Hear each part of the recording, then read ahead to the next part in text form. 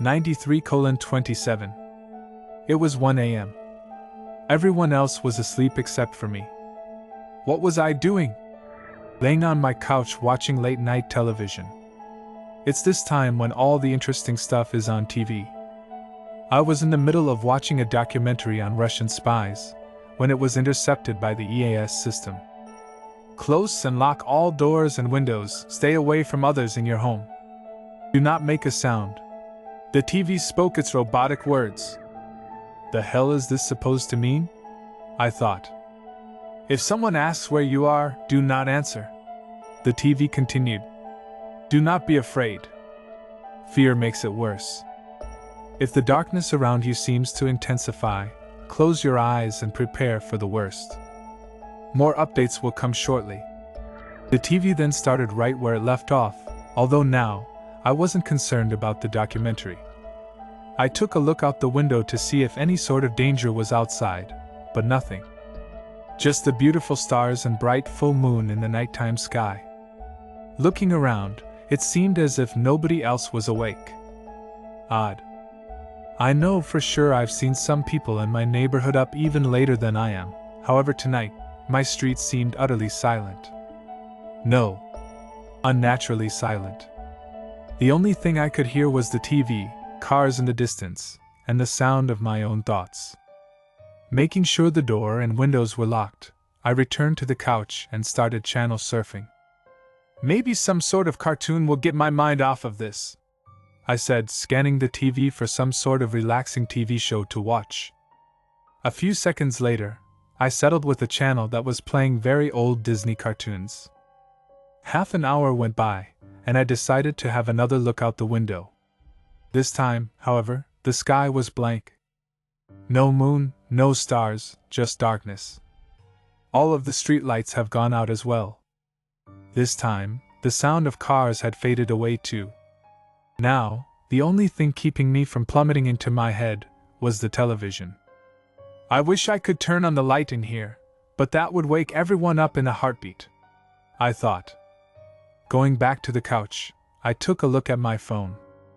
No new texts, and nothing about this whole EAS report was on social media. It was like nobody else was going through it. Looking through my messages, nobody was online either.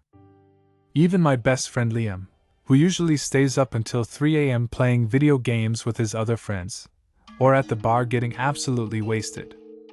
I shot him a quick hi text, only to receive no response. It didn't even show that he read the message.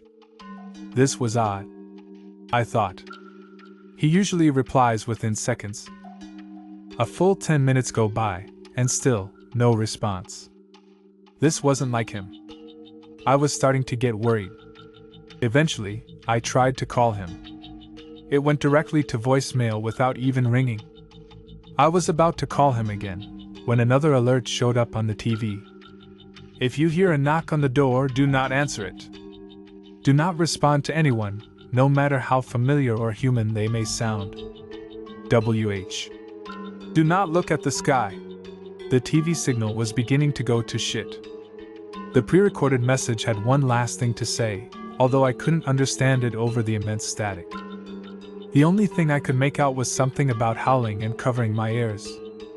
As soon as the message concluded, the TV signal went right back up again. It was as if the message itself was to blame. This time, I flipped through the channels to find one with news. Mysteriously, all the news channels were not getting signal. A few minutes later, there was a knock on the door, just like the EAS mentioned. I recognized the knock. It was Liam. Matt? It's me, Liam. Open up, will ya? It sounded like Liam too. But there was one thing I knew. Liam wouldn't just come to my house at 1 in the morning without any explanation. I knew I wasn't supposed to answer to anyone or anything, but my curiosity got the best of me. Why? I asked. Don't you want to find out what the hell's going on out here? The voice cried through the door. Look outside the sky. It was at that moment when I knew. That voice was not Liam. The TV then started glitching again. The knocking continued. Come on, man, I came all the way here. How is he not waking anyone up? I thought to myself. The TV signal was getting worse. I know you're in there, the voice said, now viciously banging on the door. It sounded almost as if it was going to break it down. As much as I wanted to scream and get the other people in the house to wake up, I remembered what the warning said. Stay away from others in your home. Do not be afraid. As long as I kept myself together, I should be fine. The banging didn't stop. Open the door. It raised its voice. I can help you. I stayed silent. The banging got even louder. I was amazed the door hadn't gave way yet. Whatever was outside, it was screaming now. Let me in! It's getting closer. My curiosity was being tested again. The TV had lost signal by this point. I think I was starting to lose it. How could I possibly be calm when a maniac is outside about to break into my house and do God knows what to me? It was probably the dumbest thing I could have done, but I got off the couch and quietly approached the door. Looking through the peephole, I saw nothing. Nobody. Not even the front yard or the street up ahead. All I saw through the peephole was utter darkness. The banging calmed back down and returned to calm, soft knocking. Look, I know you're confused. I am too. W. Who are you? I asked. It's Liam, he answered. Please let me in. It will be here soon. The TV's signal then came back to present another yes message. Cover your ears now. Hide. The pre-recorded message stated. Ignore the cries for help outside your door, no matter how human or desperate they may sound. Oh shit. I could hear from the other side of my door.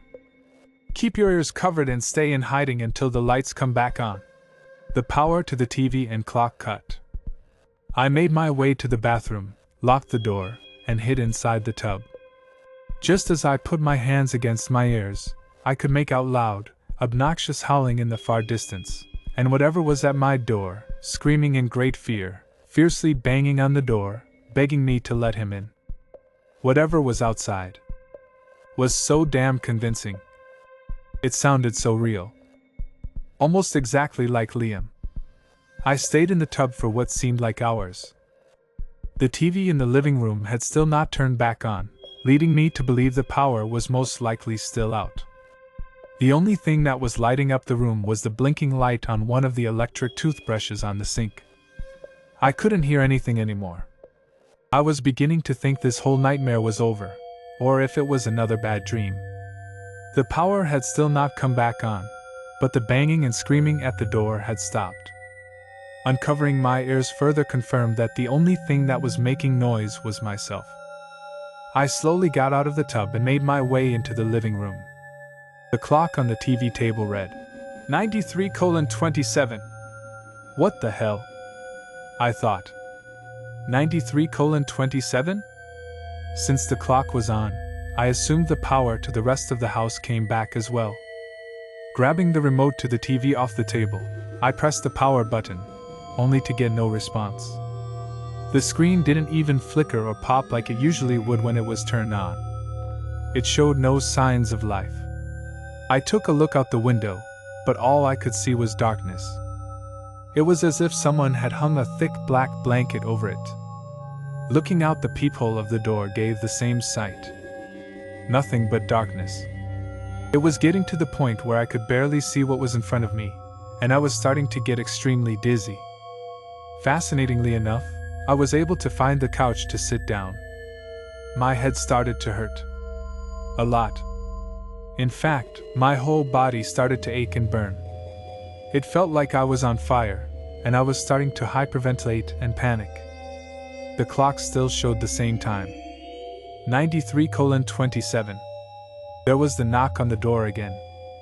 This time, it was another voice. Hey Matt, it's your brother. I could hear. You still up?